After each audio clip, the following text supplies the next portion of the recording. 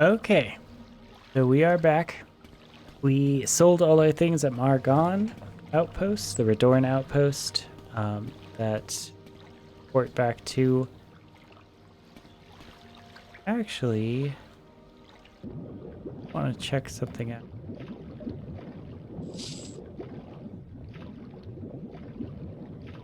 Greg Corius down here.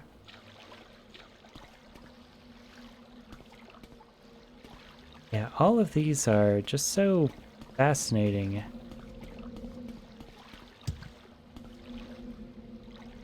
All these little tombs.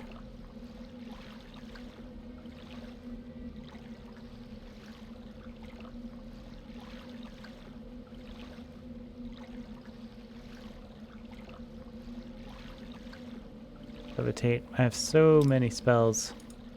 That is one of the genuine problems.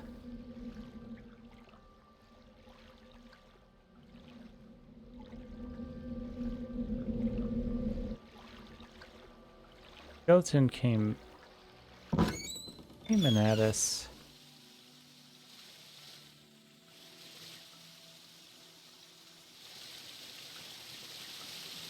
From the top area there.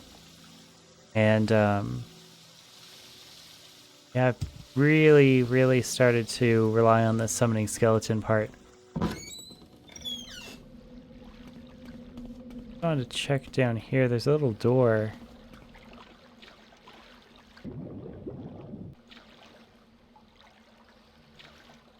I wanted to see what was up with that.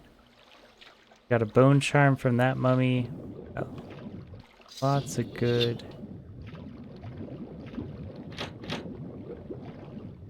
Oh, alright, well, it's trapped.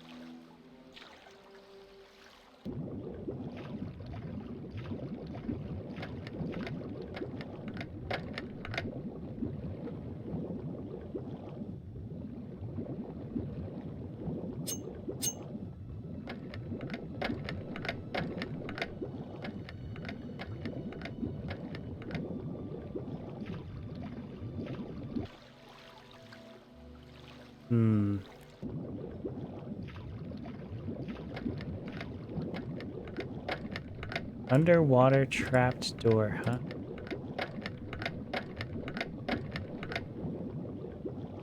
I guess this is what these are for.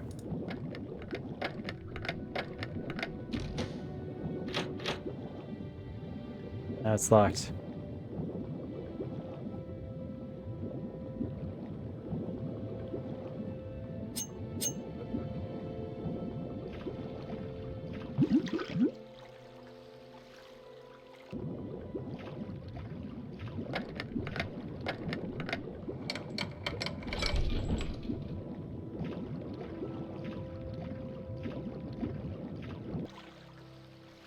Wow. Okay, this is a new place.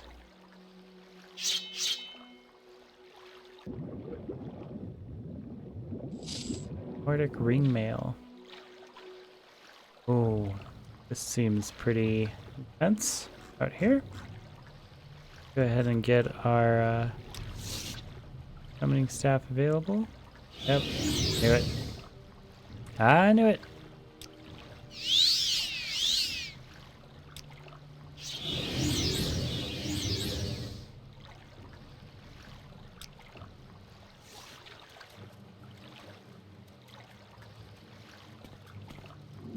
Oh my gosh. This is pretty crazy. Okay. Get the cephalopod helmet here.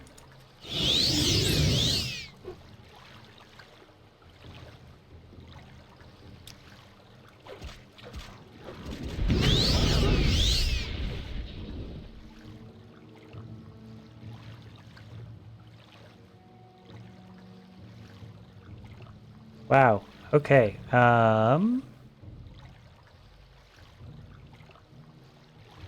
See, what do we want?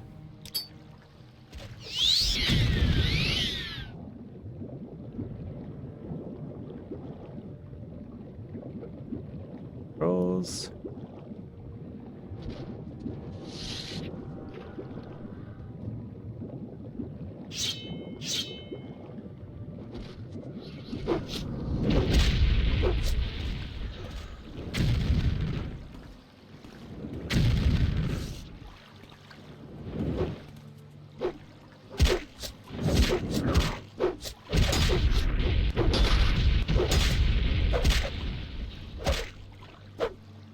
Wow. A worm lord. Okay, thank you, Darth Maul. I appreciate you. You saved my life yet again. Silver Viper Skewer for the Worm Lord. The bone meal. Alright. Pretty crazy. Dispose of that corpse. Guess we should run around and aggro everything else in here. Now that we have Darth Maul. While, of course, having our restore health. We really should not have survived this long.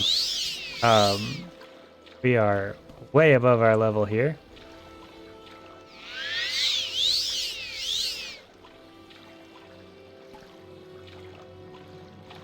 Really cool spot though.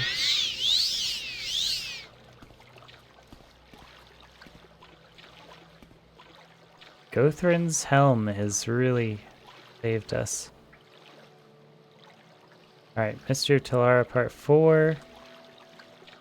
Got Ebony Helm here for heavy armor. This is very, very good loot. Very expensive as well.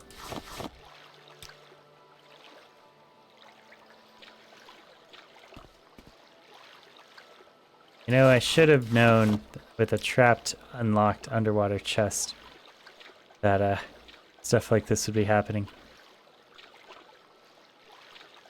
A Worm Lord. I've never seen that before. Must be from Morrowind Rebirth.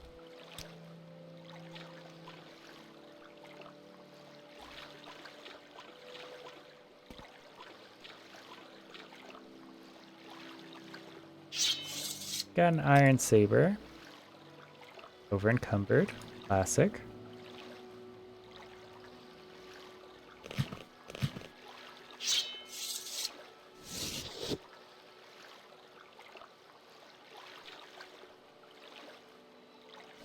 Iron Club. Bone Meal.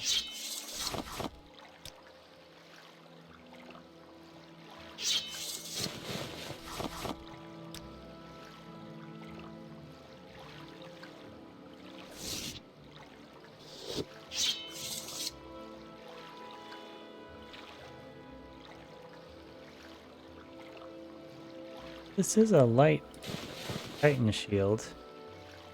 And we're not using the spear anymore because we want a strength level up from long blade. So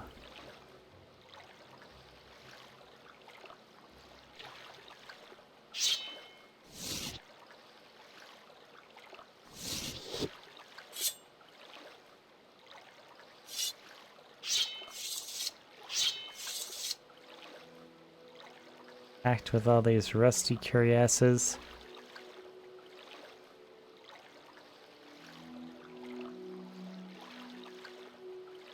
Nordic ringmail is not very good.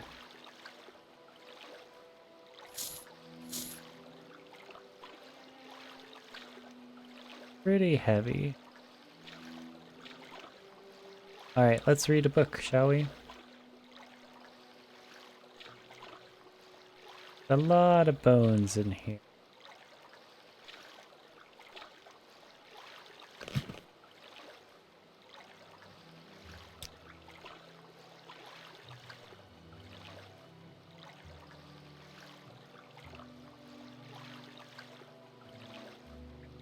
You can levitate.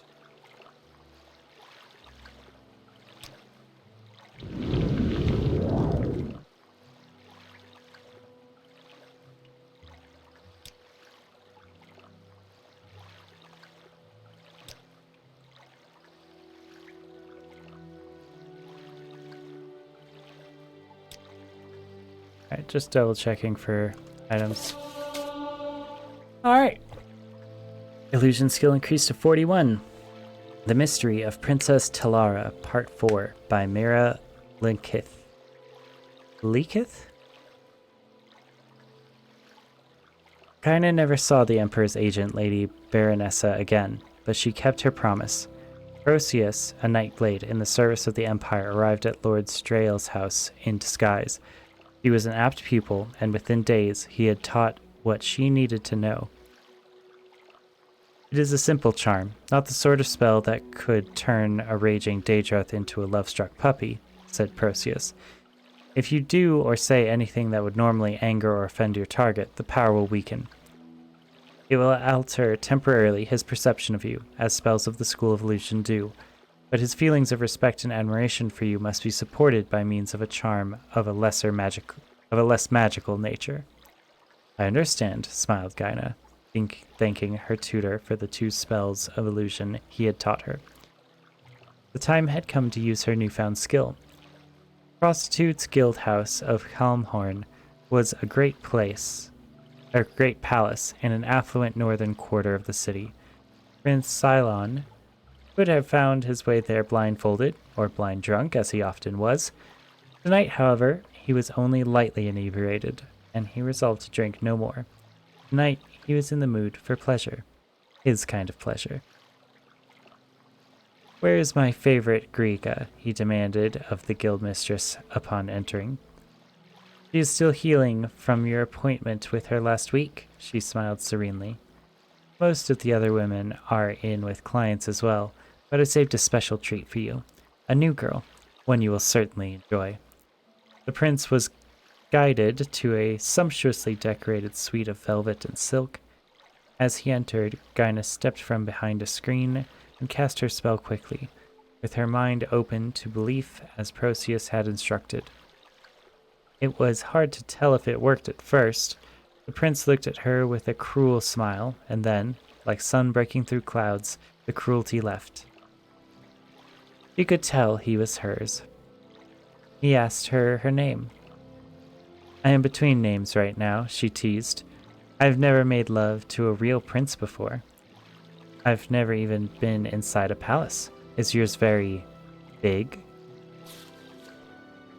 It's not mine yet, he shrugged, but someday I'll be king. It would be wonderful to live in such a palace, Gaina cooed. 1,000 years of history, everything must be so old and beautiful, the paintings and books and statues and tapestries. Does your family hold on to all their old treasures? Yes, hoarded away with a lot of boring old junk in the archive rooms and the vaults. Please, may I see you naked now? First, a little conversation, though you may feel free to disrobe whenever you like, said Gaina. I had heard there was an archive room, but it's quite hidden away. There's a false wall behind the family crypt, said the prince, gripping her wrist and pulling her towards him for a kiss. Something in his eyes had changed. Your Highness, you're hurting my arm, Gaina cried. Enough talk, you bewitching whore, he snarled, holding back a sharp jab of fear. Gaina let her mind cool and perceptions whirl. As his angry mouth touched her lips, she cast the second spell she had learned her illusionist mentor. The prince felt his flesh turn to stone. He remained frozen, watching Gaina pull together her clothing and leave the room. The paralysis would only last a few more minutes, but it was all the time she needed. The guildmistress had already left with all her girls, just as Gaina and Lord Strael had told her to. They would tell her when it was safe to return. She had not even accepted any gold for her part in the trap. She said it was enough that her girls would not be tortured anymore by that most perverse and cruel prince. What a terrible boy, thought Gaina as she raised the hood on her cloak and raced through the streets toward Lord Strael's house. It is good that he will never be king. The following morning, the king and queen of Calmorn held their daily audience with various nobles and diplomats, a sparse gathering. The throne room was largely empty. It was a terribly dull way to begin the day. In between petitions, they yawned regally. What has happened to all the interesting people? The queen murmured. Where's our precious boy? I've heard he was raging through the North Quarter in search of some harlot who robbed him. The king chuckled fondly. What a fine lad. And what of the royal battle mage? I sent him to take care of a delicate matter, the king knit his brow. But that was nearly a week ago, and I haven't heard one word from him. It's somewhat troubling. Indeed it is. Lord Errol should not be gone for so long, the queen frowned. What if a rogue sorcerer came and threatened us? Husband, don't laugh at me. That is why all the royal houses of High Rock keep their mage retainers close to their side, to protect their court from evil enchantments, like the one that our poor emperor suffered so recently. At the hand of his own battle mage, chuckled the king. Lord Earl would never betray you like that, and you well know it. He has been in your employ since you were the Duke of Own. To even make that comparison between he and Jaeger Tharn, really, the queen waved her hands dismissively. It is that sort of lack of trust that is ruining kingdoms all over Tamriel. Now, Lord Strail tells me. There's another man that's gone missing, mused the king. The ambassador? The queen shook her head. No, he's here. He is desirous to visit the crypts and pay homage to your noble ancestors, so I directed him there. I can't think what's keeping him so long. He must be more pious than I thought. She was surprised to see the king rise up, alarmed. Why didn't you tell me? Before she had a chance to reply, the subject of their conversation was coming through the open door to the throne room. On his arm was a beautiful, fair-haired woman in a stately gown of scarlet and gold, worthy of the highest nobility. The queen followed her startled husband's gaze, and was likewise amazed. I had heard he was taken with one of the harlots from the flower festival. Not a lady, she whispered. Why, she looks remarkably like your daughter, the Lady Gilia. That she does, the king gasped. Or her cousin, the Princess Talara. The nobles in the room also whispered amongst themselves, though few had been at court 20 years ago when the princess had disappeared, presumed murdered like the rest of the royal family. There were still a few elder statesmen who remembered. It was not only on throne that the word Talara passed through the air like an enchantment. Lord Strail, will you introduce us to your lady? The queen asked with a polite smile. In a moment, your highness, but I'm afraid I must first discuss pressing matters, Lord Strail replied with a bow. Might I request a private audience? The king looked at the imperial ambassador, trying to read into the man's expression. With a wave of his hand, he dismissed the assembled and had the door shut behind them. No one remained in the audience room but the king, the queen, the ambassador, a dozen royal guards, and the mysterious woman. The ambassador pulled from his pocket a sheaf of old yellowed parchment. Your highness, when you ascended the throne after your brother and his family were murdered, anything that seemed important, deeds and wills, were of course kept within the clerks and with the clerks and ministers. His entire incidental, unimportant personal correspondence was sent to archive, which is standard protocol. This letter was among them. What is this all about, sir? The king boomed. What does it say? Nothing about you, your majesty. In truth, at the time of your majesty's ascension, no one reading it could have understood its significance. It was a letter to the emperor, the late king, your brother was penning at the time of his assassination concerning a thief who had once been a mage priest at the temple of Sethine. Or Sethi? Here in Comlorn. His name was Jaeger Tharn. Jaeger Tharn? The queen laughed nervously. Why, we were just talking about him. Tharn had stolen many books of powerful and forgotten spells, the lore about such artifacts as the Staff of Chaos, where it was hidden, and how it could be used. News traveled slowly to westernmost High Rock, and by the time the king, your brother, had heard that the Emperor's new battle mage was a man named Jaeger Tharn, many years had passed. The king had been writing a letter to warn the Emperor of the treachery of his Imperial battle mage, but it was never completed.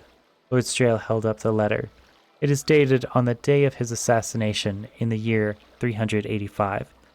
4 years before Jaeger Tharn betrayed his master, and began the 10 years of tyranny of the Imperial Simulacrum. This is all very interesting, the king barked. But what has it to do with me?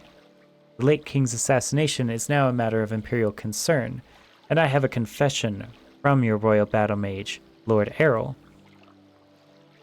The king's face lost all color. You miserable worm, no man may threaten me. Neither you, nor that whore, nor the letter will ever see the light of day again. Guards! The royal guards unsheathed their blades and pressed forward. As they did so, there was a sudden shimmering of light, and the room was filled with imperial knight blades, led by Proclus. They had been there for hours, lurking invisibly in the shadows. In the name of His Imperial Majesty Uriel Septim VII, I arrest you, said Strael. The doors were opened, and the king and queen were led out, heads bowed. Jaina told Proclus where he would most likely find their son, Prince Cylon. The courtiers and nobles who had been in the audience chamber stared at the strange, solemn procession of their king and queen to their own royal prison. No one said a word. When at last a voice was heard, it started all. Lady Gilia has arrived at court. What is happening? Who dares usurp the authority of the king and queen? Lord Strael turned to Proclus. We would speak with the Lady Gilia alone. You know what needs to be done. Proclus nodded and had the doors to the throne room closed once again. The courtiers pressed against the wood, straining to hear everything, though they could not say it. They wanted an explanation almost as much as their ladyship did. All right. Not bad. Very interesting book to have in this Wormlord area.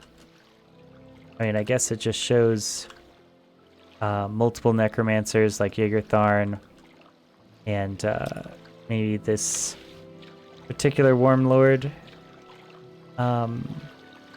admired Jaegertharn, perhaps? Alright, well, I think that will do it for us again. It'll be like 2 20-minute videos, but I think one book per video is a good pattern for us to get into, and we can also go sell this stuff. Alright, I will see you guys later. Peace.